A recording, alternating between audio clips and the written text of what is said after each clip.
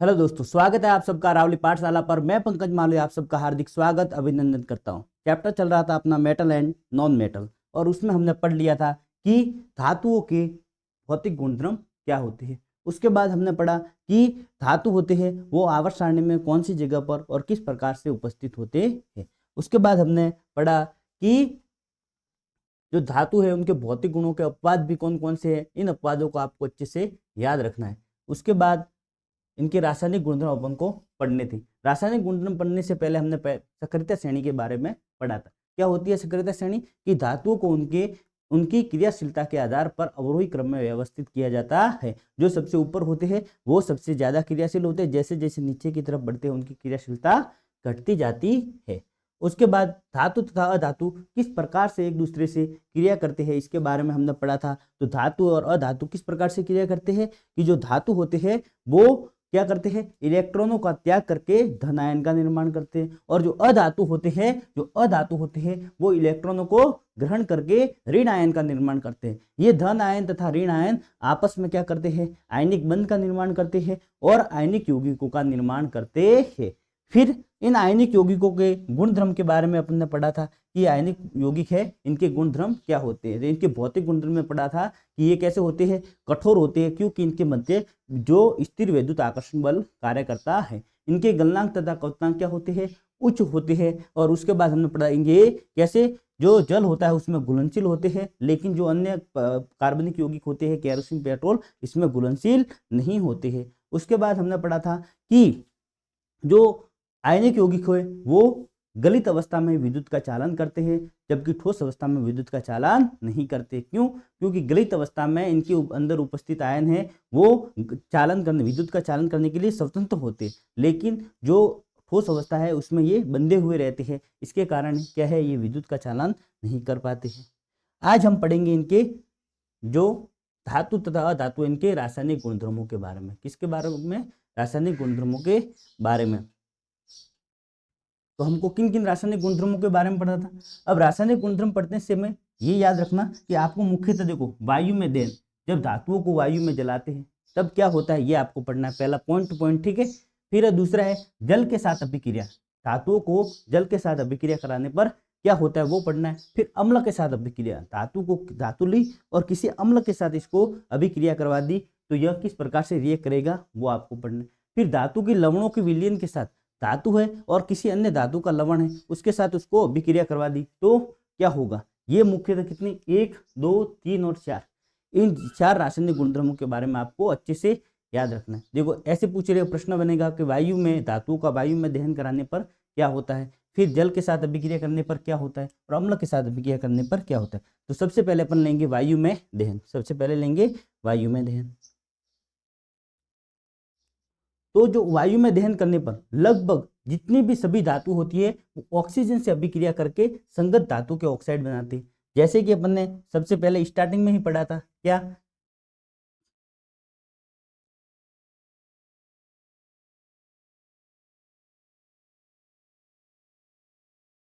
अपने पहले चैप्टर रासायनिक अभिक्रिया एवं समीकरण, उसमें हमने क्या किया था, मैग्नीशियम रिबिन को लिया था। किसको लिया था? Magnesium ribbon. और ये मैग्नीशियम क्या है, धातु, क्या है, धातु। इस मैग्नीशियम रिबन को हमने क्या किया था, जलाया था। क्या किया था, जलाया था। और जलाने के लिए हमको किसकी आवश्यकता होती है, ऑक्सीजन की, तो इसको अपन ने जलाया था, तो ऑक्सीजन की आवश्यकता थी। फिर जलाने के बाद क्या बन गया था, मैग्नीशियम ऑक्साइड। क्या बन गया था, मैग्नीशियम ऑक्साइड बन गया था। तो यहां से अपन को क्या सीखने को मिलता है कि जो धातु है लगभग सभी धातु, कुछ कुछ अपवाद हो सकते हैं इनके, लेकिन लगभग सभी धातु है वो ऑक्सीजन के साथ अभिक्रिया करती है तो उनके ऑक्साइड बनाते हैं। क्या बनाते हैं, इनके ऑक्साइड का निर्माण करते हैं या धात्विक ऑक्साइड का निर्माण करते हैं।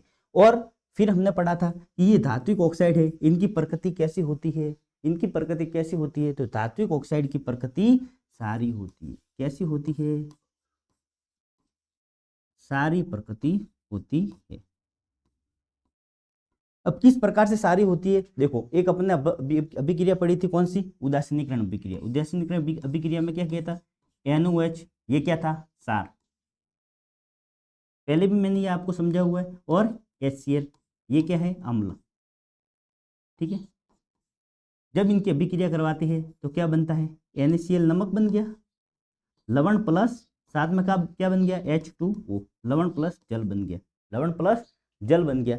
तो जस्ट उसी प्रकार अगर अपन सार की जगह पर क्या ले लो, मैं ऑक्साइड ले लो, किसी भी चीज का ऑक्साइड ले लो, जैसे ये है, इसकी जगह पर मैं लेता हूं मैग्नीशियम ऑक्साइड, ले लिया मैंने मैग्नीशियम ऑक्साइड, प्लस इसको अम्ल के साथ मिला दिया, तो क्या बनेगा, तो इससे बनेगा MgCl2 मैग्नीशियम क्लोराइड, और यहाँ पर दो अभिक्रिया संतुलित करने के लिए दो लग जाएंगे, प्लस H2O। देखो अब दोनों को कंपेयर करो, यहाँ पर सार था और अम्ल था, आपस में मिलकर लवण प्लस जल बना दिया। यहाँ पर क्या था, यहाँ पर धातु का ऑक्साइड था और अम्ल था, और मिलकर क्या बना दिया, लवण प्लस जल बना दिया, मतलब दोनों अभिक्रिया सेम है। और यहाँ पर सार की जगह क्या आ गया, मैग्नीशियम ऑक्साइड। तो यहाँ पर सार की जगह आया, तो जो धात्विक ऑक्साइड है उनकी प्रकृति कैसी होती है, सार कैसी होती है, सारी होती है। इसीलिए हमको याद रखना है, ये सबसे मोस्ट इंपॉर्टेंट है कि जो धात्विक ऑक्साइड है उनकी प्रकृति कैसी होती है, सारी है। इसी तरह अपन अधातु है, अधातुओं के ऑक्साइड लेंगे तो अधातुओं के जो धात्विक ऑक्साइड होते हैं वो कहाँ पर आ जाएंगे, यहाँ पर तो सार है, और अधातु का ऑक्साइड यहाँ पर अपन अम्ल की जगह लेंगे तो भी वो भी मिलकर क्या बनाएंगे, ये लवण प्लस जल बनाएंगे। तो अधातुओं के धात्विक ऑक्साइड की प्रकृति कैसी होती है, अम्लीय होती है। तो यहाँ पर आपको क्या याद रखना है, सबसे पहली चीज याद रखनी है कि जब अपन किसी धातु या अधातु को ऑक्सीजन की उपस्थिति में जलाते तो किसका निर्माण होता है, धात्विक ऑक्साइड या अधात्विक ऑक्साइड का निर्माण होता है। ठीक है। दूसरा ये जो धात्विक ऑक्साइड है इनकी प्रकृति कैसी होती है, सारी। तो याद रखना है यहाँ पर धात्विक ऑक्साइड, धात्विक ऑक्साइड प्रकृति इनकी कैसी है, सारी। ठीक है। और एक आते हैं फिर इसकी जगह पर अधातु ले ले, तो अधात्विक ऑक्साइड, अधात्विक ऑक्साइड, और इनकी प्रकृति कैसी होती है, इनकी प्रकृति होती है जस्ट इसकी उल्टी, अम्लीय। कैसी होती है, अम्लीय होती है। ठीक है। क्या क्या याद रखना है कि जब किसी धातु को अपन ऑक्सीजन की उपस्थिति में या वायु में दहन करते हैं तो धात्विक ऑक्साइड का निर्माण होता है। ठीक है। संगत धात्विक ऑक्साइड का निर्माण होता है। और ये धात्विक ऑक्साइड कैसे होते हैं, ये धात्विक ऑक्साइड कैसे होते हैं, सारी प्रकृति के होते हैं। कैसे प्रकृति के होते हैं, सारी प्रकृति के होते हैं। और अधात्विक ऑक्साइड है वो उनकी प्रकृति कैसी होती है, अम्लीय होती है। कैसी होती है, अम्लीय। लेकिन कुछ धातु, अब हमने तो क्या पढ़ा है कि जो धातु का ऑक्साइड है उनकी प्रकृति कैसी होती है, सारी, उनकी प्रकृति होती है सारी। लेकिन कुछ है जैसे कि एल्यूमिनियम है, जिंक है, अब ये ऐसे धात्विक ऑक्साइड है, ये ऐसे धात्विक ऑक्साइड होते हैं जैसे कि मैंने मैग्नीशियम की जगह पर किसको जला दिया, जिंक को जला दिया, जिंक को ऑक्सीजन के साथ रिएक्ट करवा दिया, तो उनसे जो ऑक्साइड बनेंगे वो उनकी प्रकृति ऐसी होती है कि वो ना तो अम्लीय होते और ना सारी होते, सारी प्रकृति होते। मतलब दोनों के बीच के कभी कभी अम्लीय ऑक्साइड के गुण प्रदर्शित कर देगा और कभी कभी सारिता के गुण प्रदर्शित कर देगा। ठीक है। मतलब ये कभी कभी क्या होगा, अम्ल के साथ मिलकर लवण का निर्माण कर देगा और कभी कभी सार के साथ मिलकर लवण और जल का निर्माण कर देगा। तो ये दोनों की प्रकृति रखते हैं। तो इस प्रकार के जो ऑक्साइड होते हैं उनको क्या बोलते हैं, उभयधर्मी। देखो क्या नाम है, उभय, यानी दोनों में, और धर्मी मतलब दोनों के गुणधर्म जो प्रदर्शित करता है, अम्लीयता के और सारी गुणधर्म दोनों प्रदर्शित करते हैं, वो धात्विक ऑक्साइड, वो ऑक्साइड कौन से कहलाते हैं, उभयधर्मी ऑक्साइड, उभयधर्मी ऑक्साइड। और इसके एग्जाम्पल कौन कौन से, दो, इसके एग्जाम्पल दो है, एल्यूमिनियम तथा जिंक, एल्यूमिनियम तथा जिंक। प्रश्न क्या पूछेगा इसमें से कि उभयधर्मी ऑक्साइड किसे बोलते हैं, तो वे धात्विक ऑक्साइड जो अम्ल जो सारीय तथा अम्लीयता दोनों के गुण प्रदर्शित करते हैं वो क्या कहलाते हैं, उभयधर्मी ऑक्साइड कहलाते हैं। और इनके एग्जाम्पल है एल्यूमिनियम तथा जिंक। ठीक है। एक बार वापस समझ लेते हैं कि जो धातु है वो ऑक्सीजन के साथ अभिक्रिया करके धात्विक ऑक्साइड का निर्माण करते हैं, और इन धात्विक ऑक्साइड की प्रकृति कैसी होती है, सारी होती है। कैसी होती है, सारी। और जो अधात्विक ऑक्साइड होते हैं उनकी प्रकृति अम्लीय होती है, ये आपको याद रखना है। फिर कुछ जो धातु होती है वो क्या करते हैं कि अम्लीयता तथा सारीता दोनों के गुण प्रदर्शित करती है। धात्विक ऑक्साइड है वो अम्लीय और सारी दोनों गुण प्रदर्शित करते हैं। इन प्रकार के ऑक्साइड को उभयधर्मी ऑक्साइड कहते हैं। किस प्रकार से प्रदर्शित करेंगे कि जैसे कि जिंक का ऑक्साइड है, जिंक का ऑक्साइड अगर ऑक्सीजन, ये जिंक का ऑक्साइड है, इसको अपन अम्ल के साथ अभिक्रिया करवा देंगे तो भी ये लवण प्लस जल दे देगा। कभी कभी इनकी कंडीशन होती है और कभी कभी ये सार के साथ भी मिलकर क्या कर देता है, लवण प्लस जल का निर्माण कर देता है। ठीक है, यहाँ पर आपको इतना सब मैटर समझ में आ गया। अब अपन इसको पीपीटी के रूप में पढ़ते हैं। देखो, वायु में दहन लगभग सभी धातु ऑक्सीजन से अभिक्रिया करके संगत, मतलब अगर मैग्नीशियम आपने लिया है तो मैग्नीशियम का ऑक्साइड बनाएगा, अगर आपने जिंक लिया है तो जिंक ऑक्साइड बनाएगा, एल्यूमिनियम लिया है तो एल्यूमिनियम ऑक्साइड बनाएगा। ठीक है, संगत धातु के ऑक्साइड बनती है। ठीक है, ऑक्साइड बनाती है। ठीक है, फिर है धातु प्लस ऑक्सीजन, जैसे इसका शॉर्ट फॉर्म लिखा है, धातु को ले लिया और साथ में ऑक्सीजन, तो क्या बनेगा, धातु का ऑक्साइड। जैसे कि हमने ले लिया कॉपर, एक अभिक्रिया हमने पहले चैप्टर में पढ़ी थी, रासायनिक अभिक्रिया, कॉपर को अपने दहन किया था तो क्या बना था, कॉपर ऑक्साइड। और कॉपर ऑक्साइड की रंग कैसा होता है, इसका काला होता है। ठीक है, तो क्या किया था हमने, कॉपर को लिया और ऑक्सीजन के साथ रिएक्ट किया तो कॉपर ऑक्साइड का निर्माण हो गया। इसी तरह अपन ने एल्यूमिनियम को लिया और ऑक्सीजन के साथ अभिक्रिया किया तो क्या बन गया, एल्यूमिनियम ऑक्साइड। क्या बन गया, एल्यूमिनियम ऑक्साइड का निर्माण।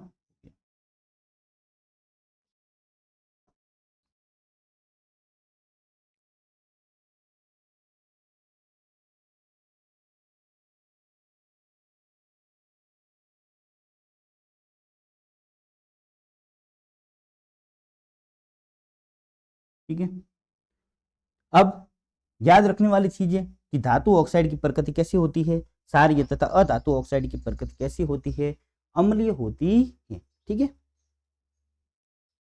अब है उभयधर्मी ऑक्साइड। तो किसको बोलते हैं उभयधर्मी ऑक्साइड, कुछ धातु ऑक्साइड अम्लीय तथा क्षारीय दोनों प्रकार के व्यवहार को प्रदर्शित करते हैं। ऐसे धातु ऑक्साइड जो अम्ल तथा क्षारक दोनों से अभिक्रिया करके क्या बनाएगा, अम्ल तथा क्षार दोनों के साथ अभिक्रिया करके क्या बनाएगा, लवण तथा जल प्रदान करते हैं, वो उभयधर्मी ऑक्साइड कहलाते हैं। जैसे कि देखो यहाँ पर इसके एग्जाम्पल दो है, एल्यूमिनियम ऑक्साइड तथा जिंक ऑक्साइड। अब देखो एल्यूमिनियम को ले लिया, aluminium oxide Al2O3 aluminium oxide बना था। यहाँ पर देखो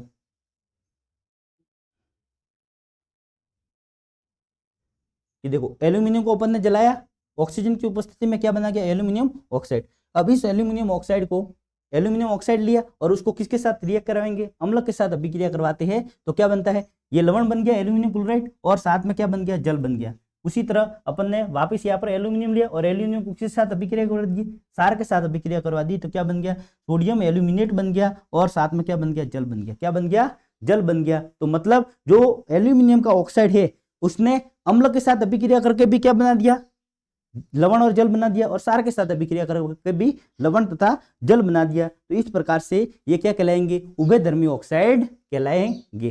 ठीक है, जो अपन ने स्टार्ट, जैसे इसकी जगह पर मैं कॉपर ले लूं, ठीक है, तो कॉपर होगा वो क्या करेगा, सिर्फ कॉपर जो क्षार होते हैं उनके साथ ही अभिक्रिया करके क्या बनाएगा, जो कॉपर का जो ऑक्साइड लूंगा मैं तो वो क्या करेगा कि वो अम्ल के साथ अभिक्रिया करके ही लवण तथा जल का निर्माण करेगा। इसलिए उनकी प्रकृति कैसी होती है, सारी प्रकृति होती है।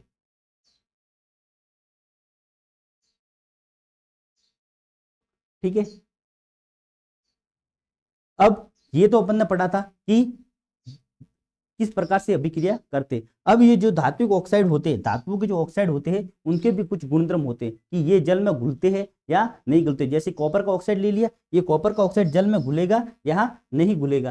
तो जो अधिकांश धातु के ऑक्साइड होते हैं, अधिकांश धातु के जो ऑक्साइड होते हैं वो जल में अघुलनशील होते हैं, धातु के ऑक्साइड होते हैं वो जल में अघुलनशील होते हैं। लेकिन एक सिर्फ सोडियम का, इसका सोडियम का ऑक्साइड तथा पोटेशियम का ऑक्साइड,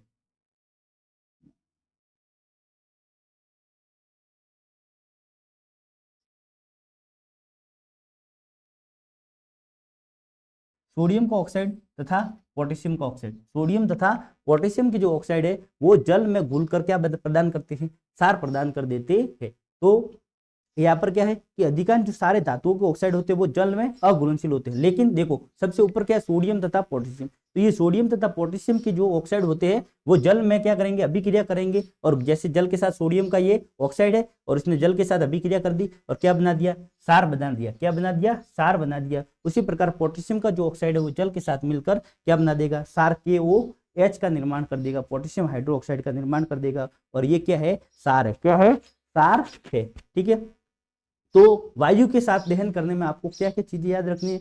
सबसे पहला कि आपको पूछे कि जब धातुओं को वायु के साथ दहन करवाया जाता है तो क्या होता है, तो सबसे पहली चीज कि जब धातुओं को वायु की उपस्थिति में दहन किया जाता है तो क्या बनता है, क्या बनेगा कि धातुओं को वायु की उपस्थिति में गर्म करने पर उनके संगत धात्विक ऑक्साइड का निर्माण होगा। और इन धात्विक ऑक्साइड को, धातुओं की जो संगत ऑक्साइड होते हैं उनकी प्रकृति होती है क्षारीय, और जो अधात्विक ऑक्साइड होते हैं उनकी प्रकृति होती है अम्लीय। लेकिन जैसे एल्यूमिनियम तथा जिंक जैसे कुछ होते हैं ऑक्साइड, वो क्या करते हैं कि अम्ल तथा क्षार दोनों के साथ मिलकर लवण तथा जल का निर्माण कर देते हैं, अर्थात दोनों तरह के गुण है वो प्रदर्शित करते हैं। इस प्रकार इनको क्या बोलते हैं, उभयधर्मी ऑक्साइड बोलते हैं। फिर इन ऑक्साइड को जल में घुलनशीलता क्या होती है, तो ये जल में घुलनशील नहीं होते हैं, लेकिन दो उत्पाद इनके सोडियम ऑक्साइड तथा पोटेशियम ऑक्साइड, ये जल में मिलकर क्या बना देते हैं, क्षार का निर्माण कर देते हैं। ठीक है, ये हो गया अपना यहाँ पर वायु के साथ दहन वाला पूरा। अब इनका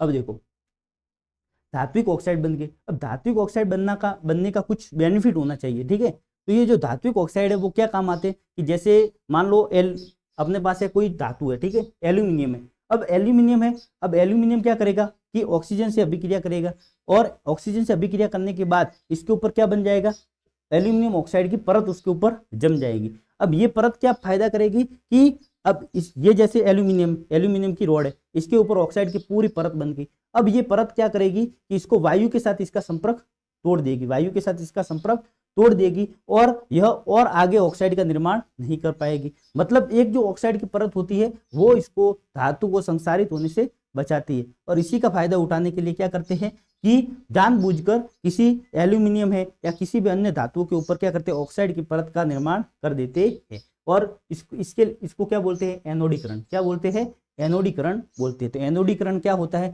तो एल्यूमिनियम पर मोटी ऑक्साइड की परत बनाने की प्रक्रिया, वायु के संपर्क में आने पर एल्यूमिनियम के ऑक्साइड की पतली परत का निर्माण होता है। वायु के संपर्क में जैसे एल्यूमिनियम आएगा तो वो पतली ऑक्साइड की परत का निर्माण कर देगा, और ये एल्यूमिनियम ऑक्साइड की परत इसे संसारण से बचाती है। संसारण क्या होता है कि जंग लगना, एल्यूमिनियम के ऊपर परत चढ़ गई। अब जंग कब लगता है, जब पानी के संपर्क में आएगा, वायु के संपर्क में आएगा। तो अब ये जो एल्यूमिनियम की पट्टी है इसके ऊपर क्या परत चढ़ जाएगी, ऑक्साइड की परत चढ़ जाएगी। अब इसका संपर्क टूट गया, वायु से संपर्क टूट गया, तो इसको और अधिक संसारित होने से बचाती है। इस परत को मोटा करने से संसारण से अधिक सुरक्षित किया जा सकता है। एनोडीकरण के लिए एल्यूमिनियम की एक साफ वस्तु को एनोड बनाकर तनु सल्फ्यूरिक अम्ल के साथ इसका विद्युत अपघटन किया जाता है।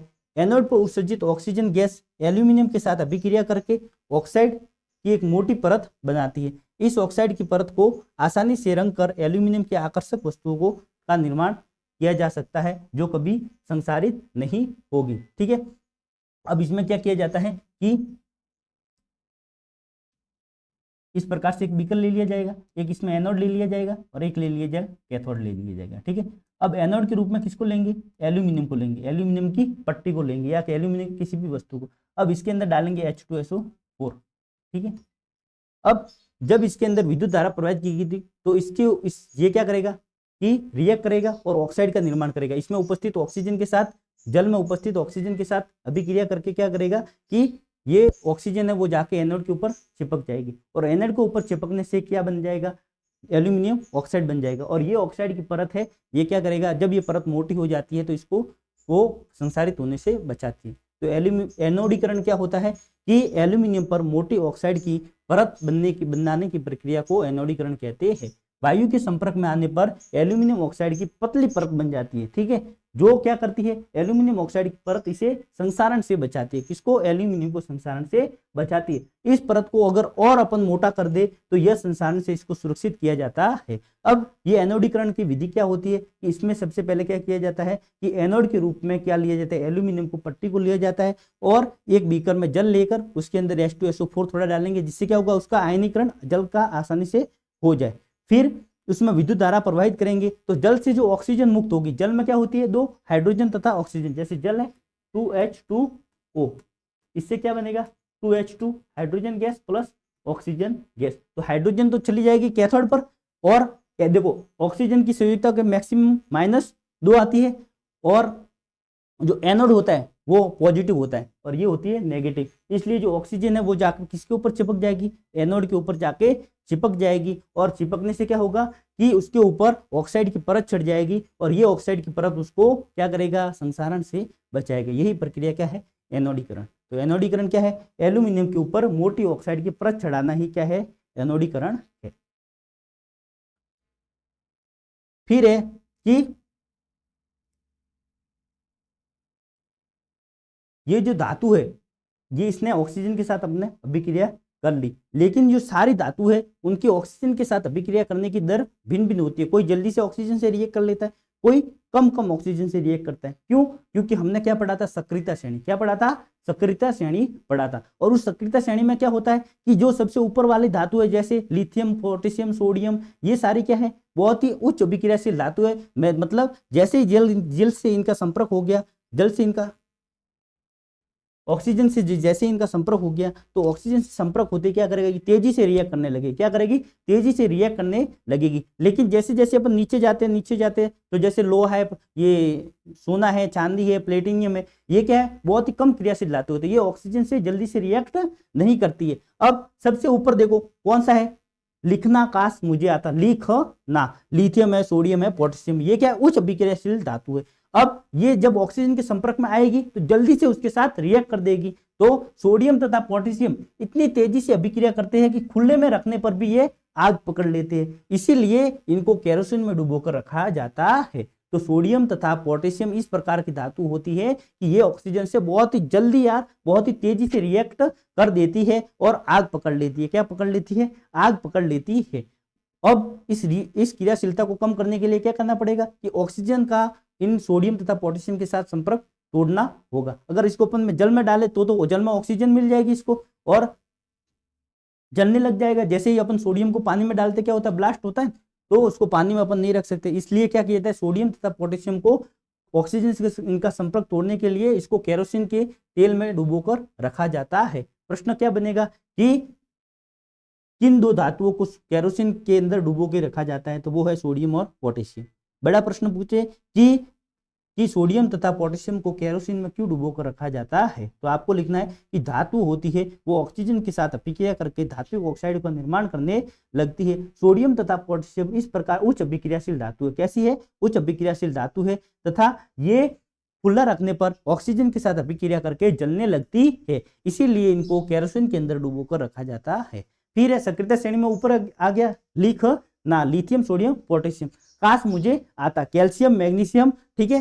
तो जान पबजी क्यों खेलते, तो मैग्नीशियम, एल्यूमिनियम, जिंक, ठीक है, और लेड पर ऑक्साइड की परत तो चढ़ जाती है, तो इन्हें पुनः ऑक्सीकरण से सुरक्षित रखती है। सामान्य ताप पर इनको तो बिना किसी ताप पर सीधे ही डायरेक्ट ऑक्सीजन से अगर रिएक्ट होगी तो अभिक्रिया कर लेती है, लेकिन ये थोड़ी सी कम क्रियाशील धातु है, तो इनको सामान्य ताप पर थोड़ा सा भी ताप इनको मिल जाए तो ये क्या करेगा, ये मैग्नीशियम है, जैसे मैग्नीशियम को ताप दे दिया, इसको गर्म कर दिया, तो ये क्या करेगा, मैग्नीशियम ऑक्साइड की परत बना देगा। इसी प्रकार एल्यूमिनियम ऑक्साइड की परत बन जाएगी, जिंक ऑक्साइड की और लेड ऑक्साइड की परत का निर्माण हो जाएगा। ठीक है, तो इनको सामान्य ताप पर भी ये क्या कर देता है, ऑक्साइड की परत का निर्माण कर देता है। अब है कॉपर।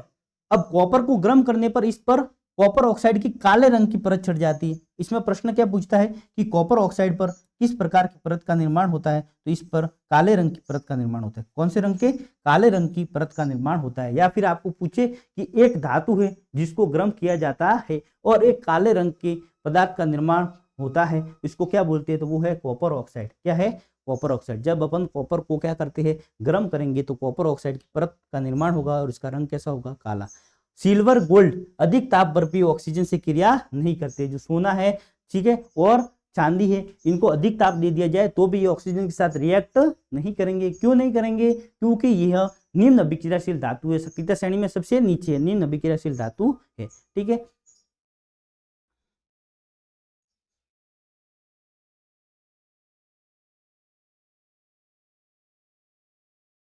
अब उसके बाद अपन को पढ़ने पड़ेगा कि धातु की जल के साथ अभिक्रिया। तो पहला अपना जो पॉइंट था, पहला पॉइंट था अपना कि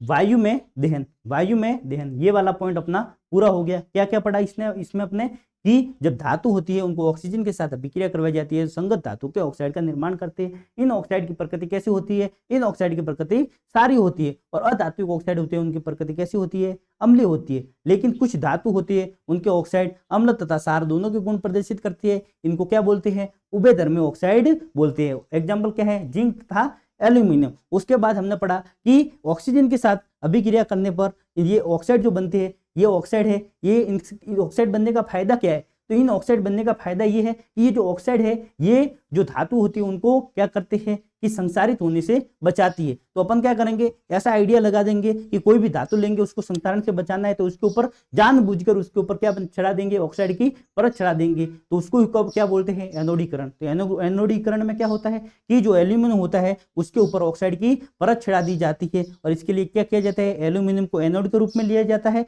और जल के अंदर डाल के उसके अंदर थोड़ा सा H2SO4 मिला देते हैं। फिर विद्युत धारा प्रवाहित करेंगे तो जल के अंदर से क्या ऑक्सीजन उसके ऊपर से ऊपर चिपक जाएगी, जो एल्यूमिनियम का चीज होगी उसके ऊपर चिपक जाएगी और उसके ऊपर ऑक्साइड की मोटी परत बना देगी जो इसको संसारण से बचा देगी। इसी को क्या बोलते हैं? एनोडीकरण बोलते हैं। फिर हमने पढ़ा कि जो ऑक्साइड होते हैं इनकी प्रकृति कैसी होती है? तो ये जल में घुलनशील होते हैं या नहीं। प्रश्न पूछेगा कि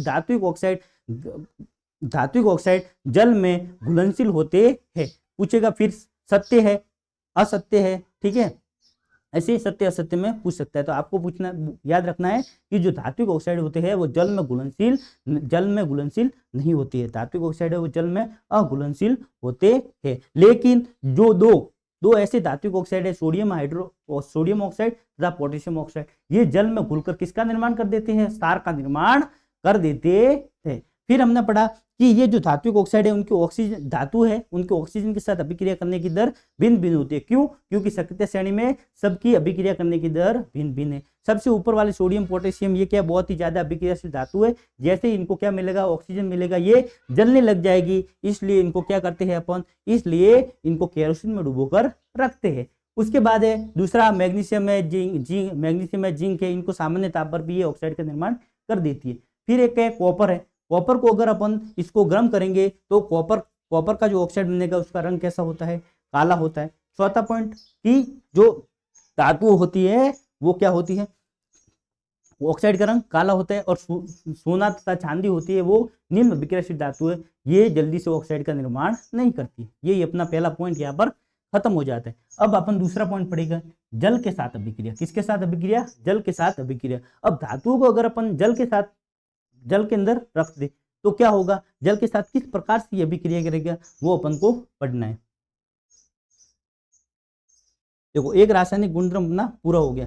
तो इसके बारे में अच्छे से आपको एक एक चीज पढ़नी है धीरे धीरे, जिससे आपको पूरा क्या हो जाएगा? कवर हो जाएगा। इसमें से छोटे छोटे प्रश्न बन जाएगा। अगर हार्ड बनाना चाहेगा तो वो छोटे छोटे प्रश्न बनाएगा तो वो भी आपको अच्छे से समझ में आ जाएंगे। देखो जो धातु की जल के साथ अभिक्रिया, धातु जल के साथ अभिक्रिया करके, ये अपन ने स्टार्टिंग में भी पढ़ा था।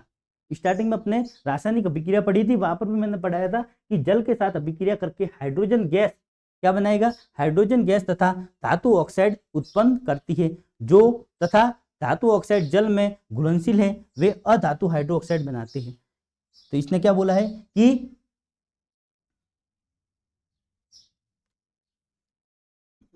ये दूसरा पेज आ गया। जो धातु होती है,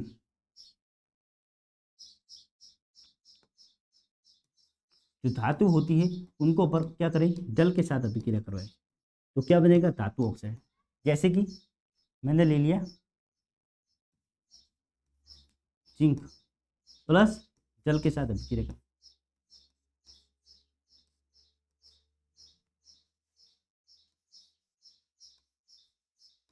zinc oxide plus H2 gas.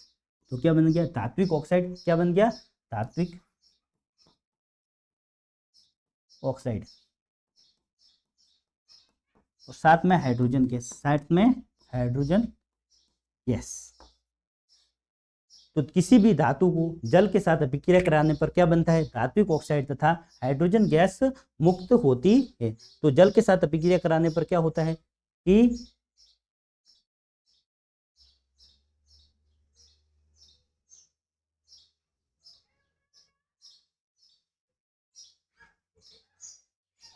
जल के साथ अभिक्रिया करके हाइड्रोजन गैस तथा धातु ऑक्साइड बनाती है, तथा जो धातु ऑक्साइड जल में घुल जाते हैं। अब जो धातु का ऑक्साइड इसने बना दिया, अब जो धातु ऑक्साइड जल में घुलनशील है वे धातु ऑक्साइड हाइड्रो ऑक्साइड बनाते। अब यहाँ पर देखो ये जिंक ऑक्साइड है, ये अघुलनशील है, ये अघुलनशील है। आपने देखा होगा कि अपन कैल्शियम हाइड्रोक्साइड ऐसे लिखते हैं, ठीक है, सोडियम हाइड्रोक्साइड लिखते हैं, ठीक है। अब जिंक ऑक्साइड ऐसा होता है, मैग्नीशियम ऑक्साइड इस प्रकार का होता है, ये मैग्नीशियम हाइड्रोक्साइड। अब ये जितने जैसे ये मैग्नीशियम ऑक्साइड बन गया, अब ये मैग्नीशियम ऑक्साइड अगर जल में घुल जाएगा तो ये मैग्नीशियम ऑक्साइड ले लिया अपन ने और इसको ये वापस इसने जल के साथ रिएक्ट कर दिया, ये मैग्नीशियम ऑक्साइड बना। सबसे पहले तो क्या दिया, मैग्नीशियम को अपन ने ले लिया और पानी में डाल दिया, पानी में डालने से क्या बन गया, मैग्नीशियम ऑक्साइड बन गया। अब ये अगर मैग्नीशियम ऑक्साइड जो बना है वो अगर जल में घुलने का गुण रखता है तो क्या करेगा, यह मैग्नीशियम ऑक्साइड वापस जल के साथ अभिक्रिया कर देगा और क्या बना देगा, मैग्नीशियम हाइड्रोक्साइड। क्या बना देगा, मैग्नीशियम हाइड्रोक्साइड का निर्माण कर देगा। क्या बना देगा, मैग्नीशियम हाइड्रोक्साइड का निर्माण कर देगा। तो प्रश्न बनेगा कि जो धातु है वो जल के साथ किस प्रकार से अभिक्रिया करती है। तो धातु जल के साथ अभिक्रिया करके क्या करते हैं, धातु ऑक्साइड का निर्माण करते हैं, तो साथ में हाइड्रोजन गैस का निर्माण कर देते हैं। अगर ये धातु ऑक्साइड जल में घुलने वाले होंगे तो क्या कर देगा, उनके धातुओं के हाइड्रो ऑक्साइड बना देते हैं। जैसे धातु प्लस जल ले लिया तो क्या बनेगा, धातु ऑक्साइड प्लस हाइड्रोजन गैस। अब ये धातु ऑक्साइड वापस यहाँ पर आ गया, अगर ये जल में घुलनशील है, अगर ये जल में घुलनशील है तो जल बनाएगा और धातु हाइड्रो ऑक्साइड का निर्माण कर देगा। किसका निर्माण कर देगा, धातु के हाइड्रो ऑक्साइड का, जैसे magnesium hydroxide, sodium hydroxide, calcium hydroxide का निर्माण कर देगा।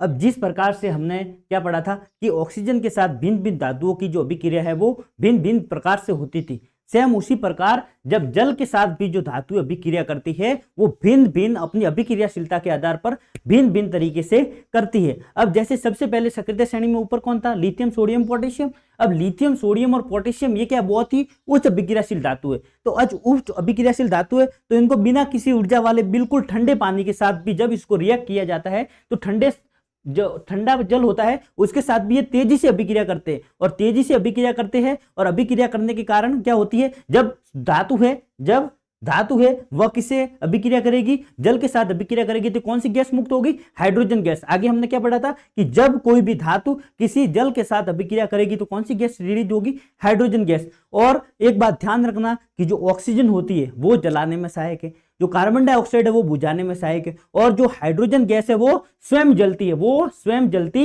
है, अब ये जो सोडियम है वो पोटेशियम है, ये अभिक्रियाशील ज्यादा है तो ये ठंडे जल के साथ भी तेजी से अभिक्रिया करते हैं, जो एक कैसा प्रक्रम है, ऊष्माक्षेपी। और ऊष्माक्षेपी प्रक्रम कौन सा होता है, मैंने अभिक्रिया वाले पार्ट में पढ़ाया था कि जिसमें ऊर्जा का क्या हो, उत्सर्जन हो, तो ऊष्माक्षेपी प्रक्रम है। इससे उत्पन्न हाइड्रोजन गैस तत्काल प्रज्वलित होने लगती है। अब देखो जब सोडियम तथा पोटेशियम है ये जैसे ही जल के साथ अभिक्रिया करेंगे तो ये जो प्रक्रम है ये बहुत ही ज्यादा ऊष्माक्षेपी प्रक्रम होगा और साथ में क्या बनेगी, हाइड्रोजन गैस। और ये हाइड्रोजन गैस है, ये क्या, हाइड्रोजन गैस में जलने का गुण होता है, तो तेजी से ऊष्मा निकलती है, उस ऊष्मा के कारण ये हाइड्रोजन गैस है क्या है, जलने लगती है। इसीलिए जब अपन सोडियम तथा पोटेशियम को जैसे ही पानी में डालेंगे क्या होता है, ब्लास्ट होता है और वो जलने लगती है, तेजी से जलने लगती है।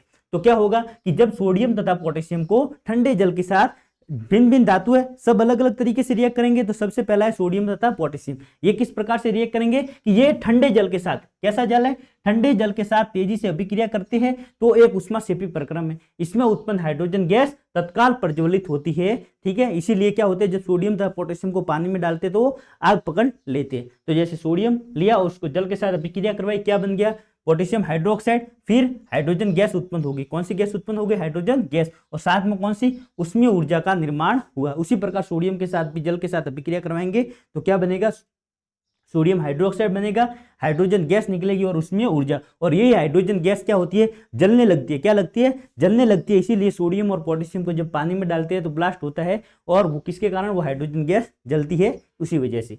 फिर है जल के साथ, अब सबसे ऊपर सक्रिय श्रेणी में सोडियम पोटेशियम था और लिथियम था, अब उससे नीचे कौन था, कैल्शियम तथा मैग्नीशियम। अब जल के साथ कैल्शियम की अभिक्रिया थोड़ी सी धीमी होती है। अब ऊपर वाले सबसे ज्यादा अभिक्रियाशील है, इससे नीचे वाले थोड़े कम अभिक्रियाशील है। तो सोडियम तथा पोटेशियम तो ज्यादा अभिक्रियाशील है, लेकिन कैल्शियम है वो कम अभिक्रियाशील है, अभिक्रिया थोड़ी धीमी होती है। यहाँ उत्सर्जित ऊष्मा हाइड्रोजन के प्रज्वलन के लिए पर्याप्त नहीं होती है। अब जो सोडियम है और पोटेशियम है, इनको जब अपन पानी के अंदर डालते हैं तो क्या होगा कि जब तो वो तो आग पकड़ लेंगे, लेकिन जब कैल्शियम है तथा मैग्नीशियम है, इनको जब अपन जल के अंदर डालेंगे तो क्या होगा कि ये जल के ऊपर तैरने लगती है। क्या करने लगती है?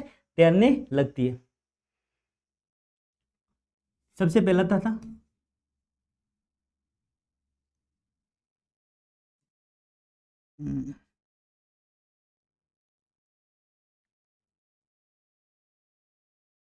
सोडियम और पोटेशियम, ये दोनों तो क्या करेगी, ये क्या करेगी, जल के अंदर डालने पर उसमें ऊष्मा निकलेगी और हाइड्रोजन गैस मुक्त होगी, और ये हाइड्रोजन जलेगी, क्या होगी, जलेगी। ठीक है। पर जब अपन कैल्शियम तथा मैग्नीशियम को जब अपन पानी के अंदर डालते, जल के साथ इसको अभिक्रिया करवाते, तो क्या बनेगा कि है तो ये भी धातु, तो धातु के साथ अभिक्रिया करेगी तो क्या बनेगा, कैल्शियम और मैग्नीशियम हाइड्रोक्साइड का निर्माण होगा। किसका? कैल्शियम और मैग्नीशियम हाइड्रोक्साइड। साथ में क्या बनेगी? हाइड्रोजन गैस और ऊष्मा। अब ये ऊष्मा इसमें भी बनती है, लेकिन ये जो ऊष्मा है इसकी मात्रा कम होती है, इसलिए इतना ज्यादा सोडियम और पोटेशियम ज्यादा से रिएक्ट करते हैं और अचानक से ऊष्मा उत्पन्न होती है। लेकिन कैल्शियम मैग्नीशियम थोड़े कम रिएक्टिव है, इसलिए जो ऊष्मा निकलती है वो कम मात्रा में निकलती है, और ये जो ऊष्मा निकलती है वो इस हाइड्रोजन को जलाने के लिए पर्याप्त नहीं होती। अब इस हाइड्रोजन को जलाने के लिए पर्याप्त नहीं होगी तो क्या करेगी कि ये हाइड्रोजन है, ये मान लो कैल्शियम है और ये मैग्नीशियम है, इसके ऊपर ऐसे बूंद बूंद बूंद बूंद करके इसके चारों तरफ चिपक जाएगी। ठीक है। अब चिपकने से क्या होगा, ये गैस के बुलबुलों के रूप में चिपक जाएगी, जिसके कारण सोडियम, ये कैल्शियम तथा मैग्नीशियम धातु है जल के ऊपर तैरने लगती है। ठीक है। जिसके कारण क्या होगी, ये तैरने लगेगी, ये तैरने लगेगी जल के ऊपर। ठीक है।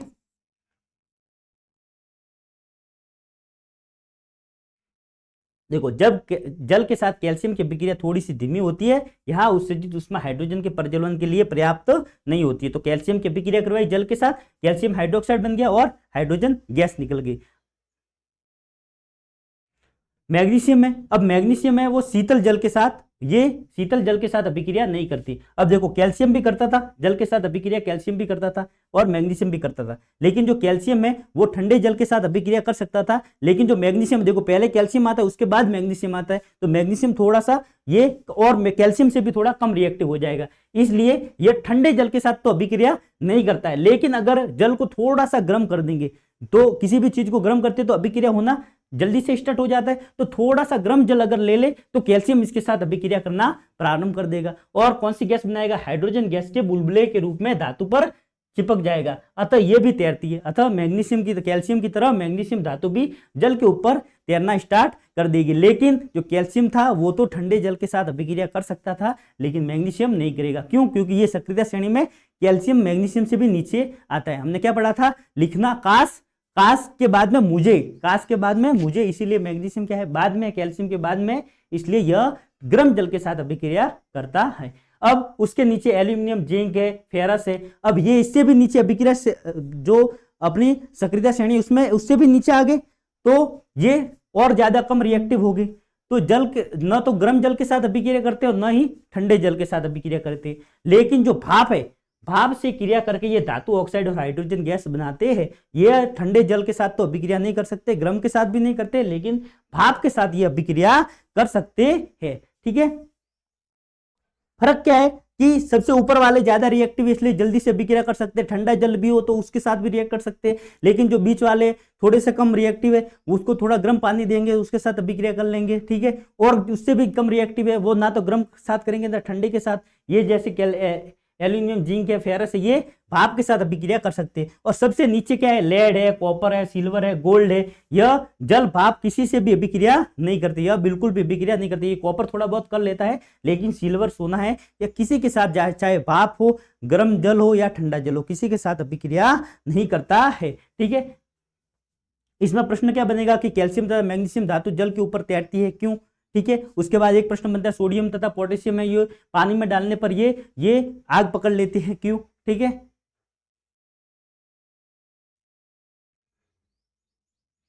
अब है अम्ल, धातुओं की अम्ल के साथ अभिक्रिया। धातु अम्ल के साथ किस प्रकार से अभिक्रिया करते हैं ये अपन अगली क्लास में पढ़ेंगे। उससे पहले आप, हमने आज कौन कौन से पढ़े? दो पढ़े। एक तो जो धातु है उसकी किसके साथ, जल के साथ अभिक्रिया, और धातु उसकी ऑक्सीजन के साथ अभिक्रिया क्या क्या होती है वो। इसमें मुख्यतः आपको याद रखना है सक्रिय श्रेणी में सबसे ऊपर कौन है?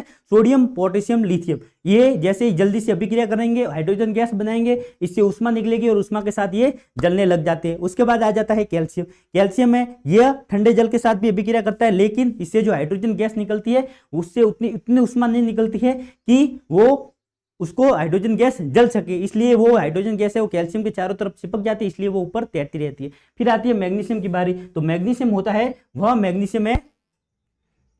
मैग्नीशियम है वो ठंडे जल के साथ अभिक्रिया नहीं करता है, लेकिन गर्म जल के साथ कर सकता है। बाकी सारे हैं ये गर्म, ना तो गर्म के साथ करते हैं ना ठंडे के साथ, बल्कि ये भाप के साथ अभिक्रिया कर लेते हैं। और जो बाकी बचे हैं वो किसी के साथ भी अभिक्रिया नहीं करते हैं। तो यहाँ पर अपन ने दो रासायनिक इनके गुणधर्म पढ़ लिए, सबसे पहला ऑक्सीजन के साथ और दूसरा पढ़ लिया किसके साथ हमने, दूसरा हमने जल के साथ पढ़ लिया। फिर इसके बाद में है धातु लवणों के साथ अभिक्रिया और अम्लों के साथ अभिक्रिया। इसी के साथ रासायनिक गुणधर्म अपने पूरे हो जाएंगे और बाद में धातु के निष्कर्षण वाले अपन टॉपिक पढ़ेंगे। वीडियो अगर आपको अच्छी लगी हो तो अरावली पाठशाला को सब्सक्राइब कीजिए, वीडियो को शेयर कीजिए, लाइक कीजिए और बने रहिए हमारे साथ। मिलते हैं अगली क्लास में। धन्यवाद।